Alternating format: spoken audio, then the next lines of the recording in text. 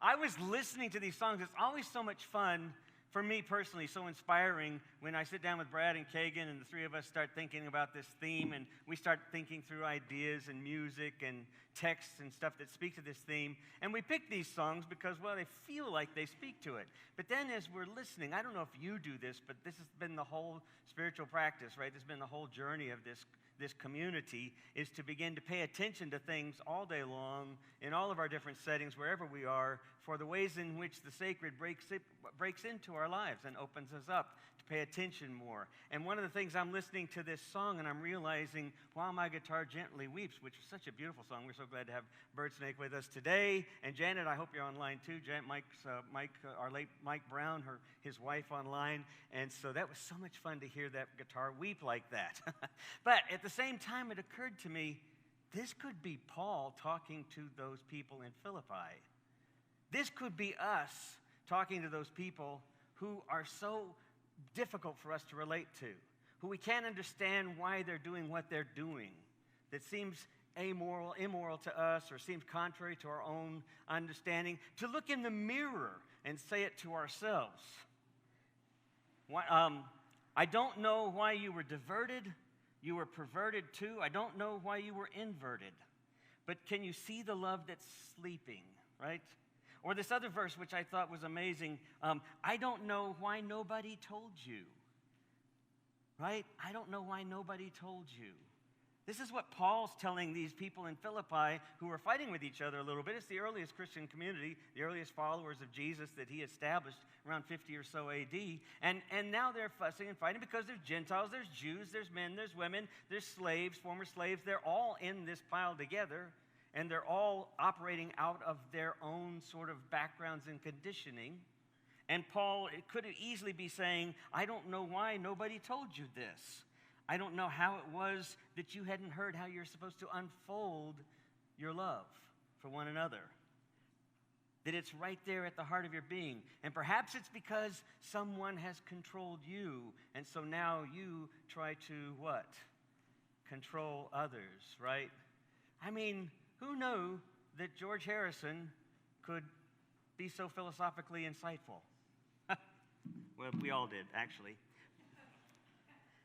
Why is it so difficult then for us to get there, right? Why is it that immediately when we just get overwhelmed with the negativity that's in our world, we go and we retreat, or we are anxious and we join in with sort of like-minded our own echo chambers, and we sort of combat it with our own sort of echo chambers. There's something else being invited that's unfolding at the heart of that, and I think we miss it. And that's why I think there's this one true path that we are invited to participate in all of these inevitables that we have to face. Mortality, impermanence, mean people, people who break our hearts, people that don't act the way we should, people that suddenly we've been trusting and all of a sudden life is yanked out from under us. Or people that we try to control because we really want only the best for them, and yet it seems to be making only the worst of the situation. All of these things that are inevitables in our lives, what's the path? What's the way in which we do this? So there was this guy, some of you remember this story. It's a good one that bears repeating in this setting. This guy named Clifford, he's out at he's looking out at the Grand Canyon. He's been hiking around in the Grand Canyon, and he leans against one of the fences there, looking out at the amazing beauty, when all of a sudden the fence breaks, and he falls. He stumbles, and he falls. And as he's tumbling and falling and screaming, his hands flailing and wailing about trying to grasp something, he grabs hold of a root sticking out from one of the rocks. And as he grabs this root, he clings on for dear life and pulls his body up close to the cliff's surface, the side of the cliff there, just hoping that somebody's around. And so he starts screaming for help as he looks down and realizes he's got another 1,000 feet, maybe 500 to 1,000 feet to fall. Surely would fall to his death. He's screaming up there, is there anybody up there? And of course he hears a voice. And the voice says, Clifford, it's God. Oh my gosh, I wasn't thinking you would be up there. Clifford's saying, you're there. God, I am so glad you're there. You've come to save me. And God says, Clifford, yes, let go. And Clifford says, what? No, wait a minute. I mean, I need you to save me. If I let go, I'm going to fall. And God says, Clifford, trust me, let go. And there's a long pause when Clifford suddenly says, Is anybody else up there? Right? I mean, we know the story. We've heard the joke many times, and it seems a little corny, and yet it's also very, very true that we have the hardest time letting go of stuff. I love the phrase when people say, I'm just going to let go and let God. And I know what they mean, or better yet, I know what they want to mean. But the problem is we don't know what we're letting go to when we let go and let God. We often find ourselves still living out of the same patterns because letting go is a very active, physical, intentional behavior. It's a practice, and it's not a thing that can happen when we just simply say we let go. So long as we cling and we attach, then we remain bound to patterns or to ways of being with one another. Whether you're addicted to something, whether it's a substance or a person or a way of being or an attitude you can't seem to shake or an emotion you feel towards something or someone, these things get ingrained in us because it's our neurobiology. So how do we actually let go?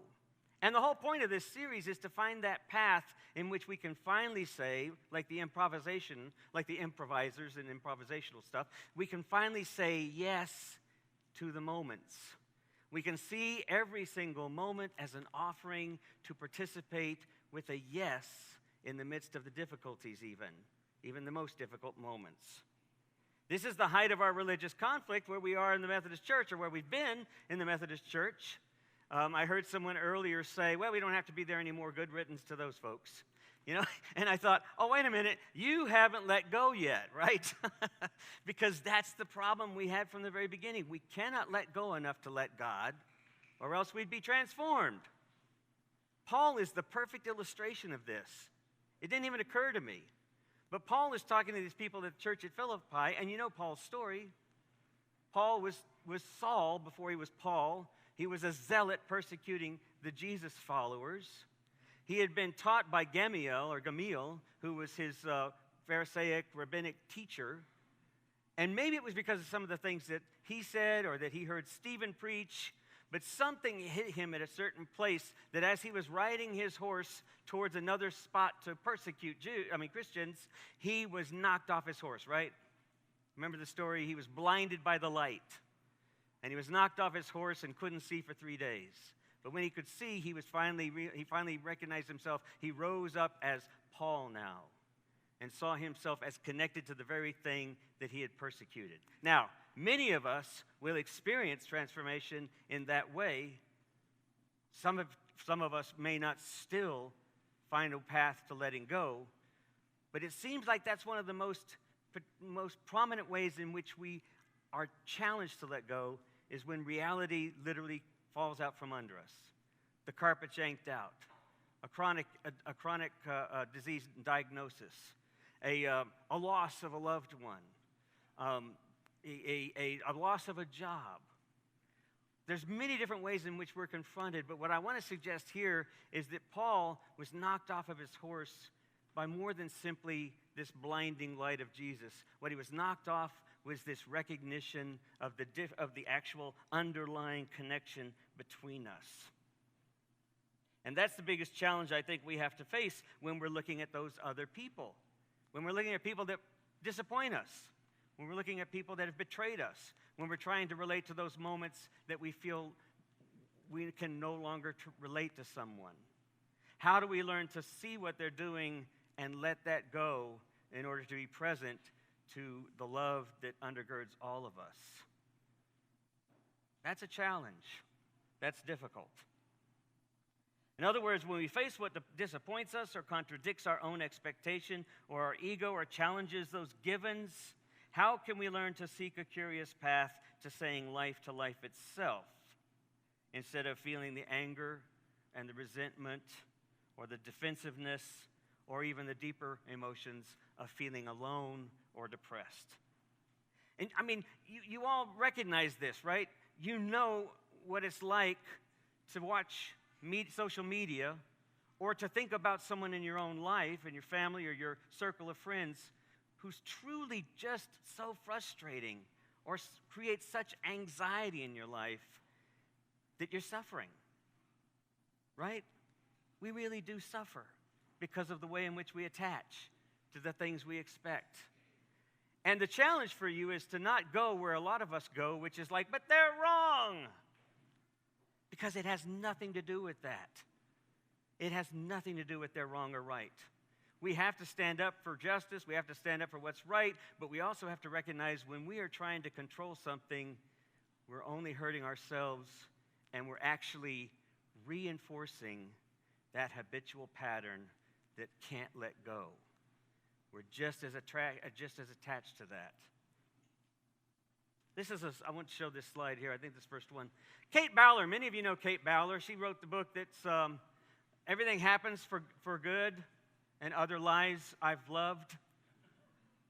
I think that's how that title goes. She's a deconstructionist evangelical who's kind of come around and reconstructed the way she sees life and faith now. It's an easy lie that has wormed its way into my mind. I'm the center that must hold. It really is the challenge for us, I think, sometimes, is that we really see the world and the life that we're living and the problems we're dealing with. We see ourselves as the center of that. And that's one of the things we have to learn to let go of and to challenge.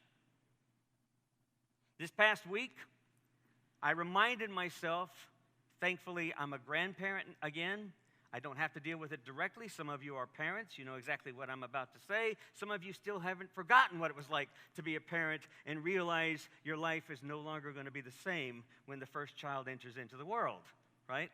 So our oldest son, our oldest daughter-in-law, his wife, our daughter-in-law, gave birth to our fourth grandchild this past weekend. It was exciting. This past week, we have now a grandson for the first time, which is lots of fun. And I was immediately reminded of this next picture. And then Mom said, we're going to sleep in our own room tonight. Look at the kids' faces.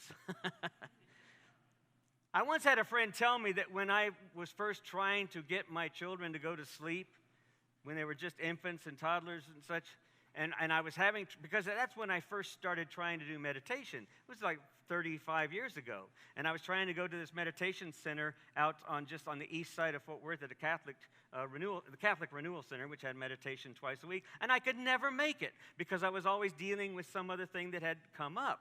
And so I always found my life frustrated. And I remember the monk there, and he was a Christian. He's actually a professor over at Perkins, Ruben Habito. I remember once when he said to me, because I finally showed up 1 out of like 8 weeks, and he said, Tom, you're missing the point. And I said, what?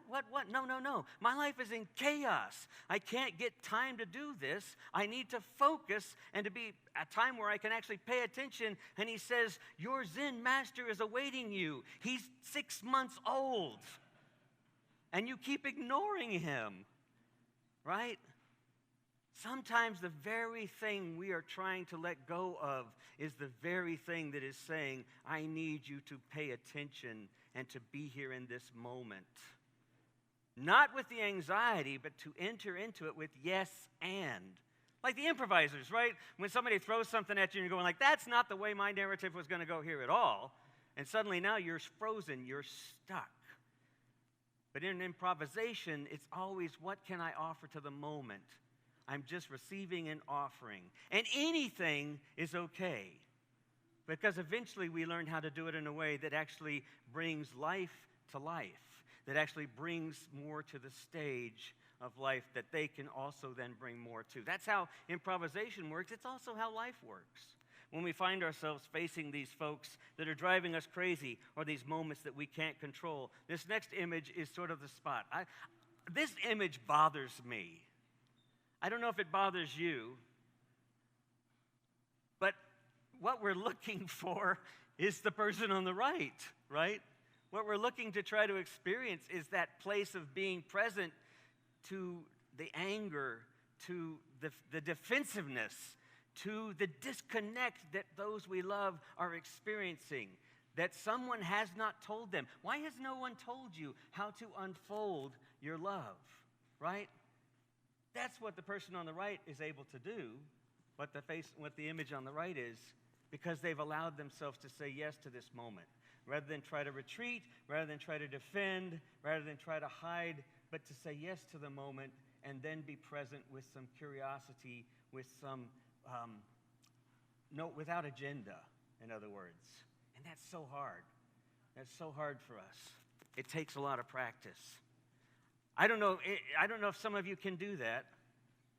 The guy that I told you a story once about the guy that showed up at the Velvet Taco once when I was ordering some tacos. And he was listening to an Alex Jones show, blaring over a speaker that was a Bluetooth speaker attached to his cell phone. And he was picking up an order to go deliver. And he was a big guy. He was a big, burly kind of guy, wearing kind of a camo jacket. I mean, the whole image.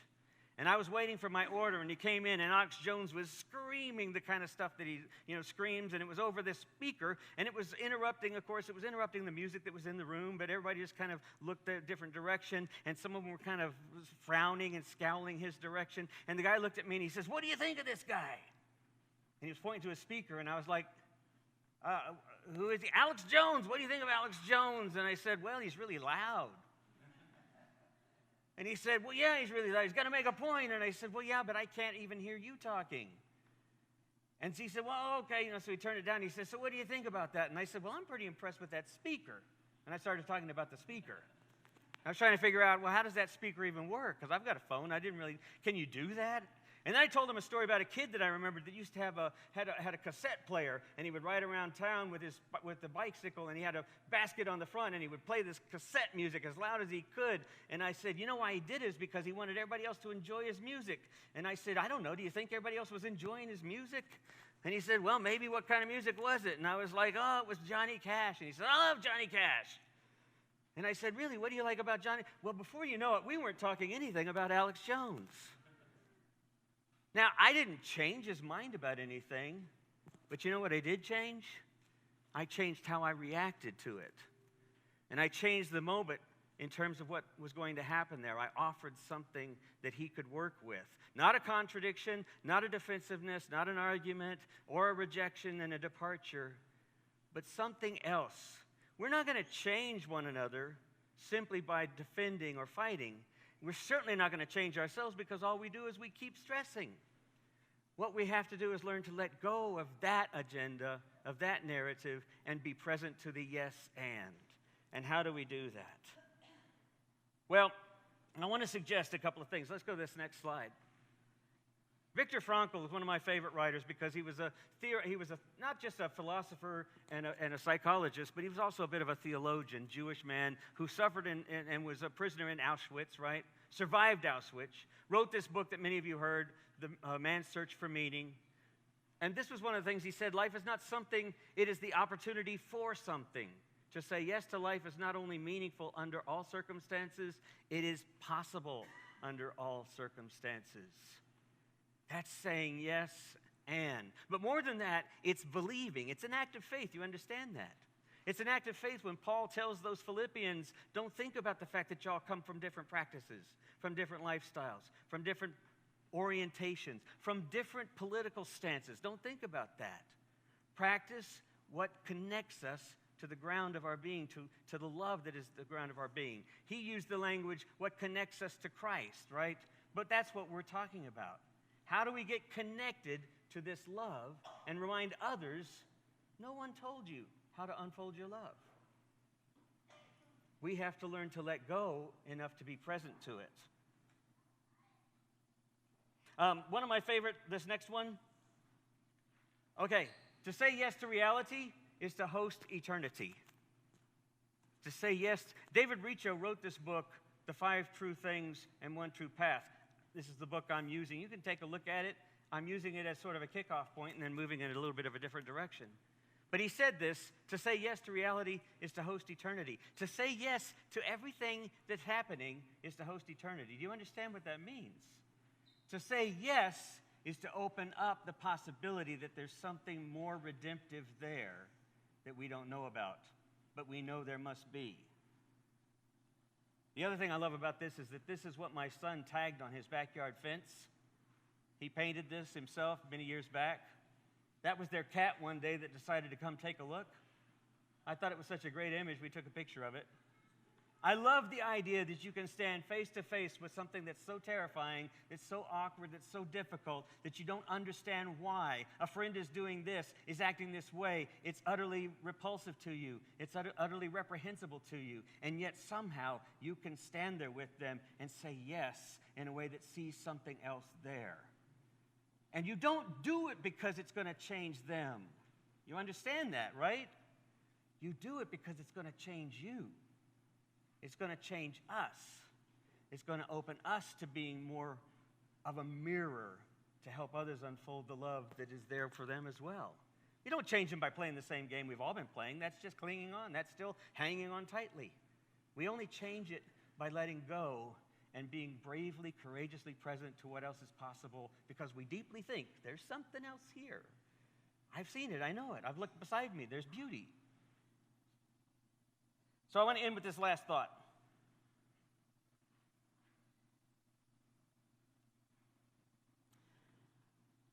Instead of being afraid, next slide. Next one after that. Oh, that's fun. How do you sleep knowing people don't like you? With the fan on. Yeah. Next one, please. So what gets in the way of our saying yes to unloving, disloyal, disappointing people? We have to face this mirror, and they use the word face because it talks about we have to look at our fear, to look at what we're attached to look at what we're trying to control in our lives, not just the way our kids dress when we're young, not just the way we want them to act at school, not just the way we wish they would behave when they're adults, not the way we wish our spouse would be, not the way we wish our neighbor would be. We're always trying to control our lives. And then this a sense of entitlement. So instead of all of that, we learn to get out of the way of that. We learn to be more present. So instead of being afraid that everyone doesn't love us, we let go of that, showing more love to ourselves by being present to what else is there. This is actually changing our love for ourselves. We're not victims, but we're participating in this love that's unfolding for all of us. Instead of being attached to how things should be or being treated the right way by everyone, we let go of that version and we open ourselves to other ways of being connected. Instead of being controlling to our family or friends or how we think they should be, we let go of controlling everything in order to trust that we all swim in this same way of being, in this same love that we call God or we call the ground of our being. And then when we do that, we begin to open up more consciously to what else is present. So I'm going to suggest this last practice, this last thing that we might do. And in the Buddhist tradition, it's called the prayer of loving kindness. Some of you are familiar with this. I'm going to recommend it simply because it's easy and it actually is quite transformative. We also talk about praying for our enemy, loving those who persecute us. We can do those as well, but what I like about the prayer of loving kindness is it's a very simple ritual practice that actually helps us to focus on someone else with wishes of well-being. So that if you were to imagine someone who's disappointed you, someone who you can't even think about without feeling those same anger or tension, or somebody whose behavior you know now that you find repugnant, or someone you don't know well, but you see them on social media, and you find that anxious and fearful and defensive. And so you find yourself tensing up in your body, in your throat, in your back of your neck. This is what we might offer them. I love what Kagan offered us, and we'll do it every week for Kairos until the series is over. This idea of we first remember to return to our breath.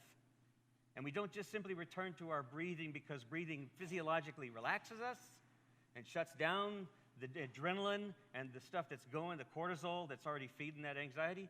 It shuts that down, but it also reminds us something. Oh yeah, we're breathing the same air. We're still breathing each other's air. So we take a deep breath and we let it out. Maybe we have to do it a couple of times. And then we offer a prayer for ourselves. May I be happy and contented. May I be healthy and whole to whatever degree is possible. May I experience a sense of well-being. Just those three things. May I be happy and healthy. May I be contented and whole to whatever degree is possible. And may I experience a sense of well-being. And we might say it twice and then take a breath. And then think about somebody who's been really good to you, who's been like a mentor, or maybe a family member who loves you. Think about them and say it again. May they be happy. May he or she be happy and whole. May he or she experience a sense of contentedness and a sense of well-being. And then again, we offer it to the next person, someone a little further away, maybe somebody that we met today who cut us off on the highway. Maybe we think about somebody who we've been connected with, but we're right now feeling rather divided from them. And each time we do this, we say that prayer of loving kindness. What begins to happen as we say this and practice this is we are reminding ourselves to walk through life with this sense of loving kindness for everything, for everyone, and especially for ourselves. Because as we learn to be more present without defensiveness or anxiety or a lack of control, as we learn to let go and be present to the loving kindness that is in that grounds all of us, it begins to change us too. One day, the defiant, career-minded, career-climbing priest, Thomas Merton, whom some of you have read, one day he was feeling like everything he was doing was really getting him nowhere. He had hoped to be literally bishop by then, and there he was in Louisville, Kentucky, at a monastery. And as he was walking around feeling so frustrated with himself and disappointed in himself, he looked out at the corner of 4th Street downtown, and as he was watching everyone, something suddenly hit him. They were all part of the same reality. All of their jobs, all of their anxieties, all of their stresses, all of their fears, all of their hopes. He shared with that. He experienced it himself. And he suddenly realized, we're all a part of the same reality. We're all brother and sister and creature of the same creator and creation. And it changed everything about how he related to life after that. This hidden wholeness that we all are part of is the invitation, is the path. People are people, so why do they have to be so mean? Well, maybe they just haven't figured out. Nobody's told them how to unfold the love that's waiting there for all of us. Amen.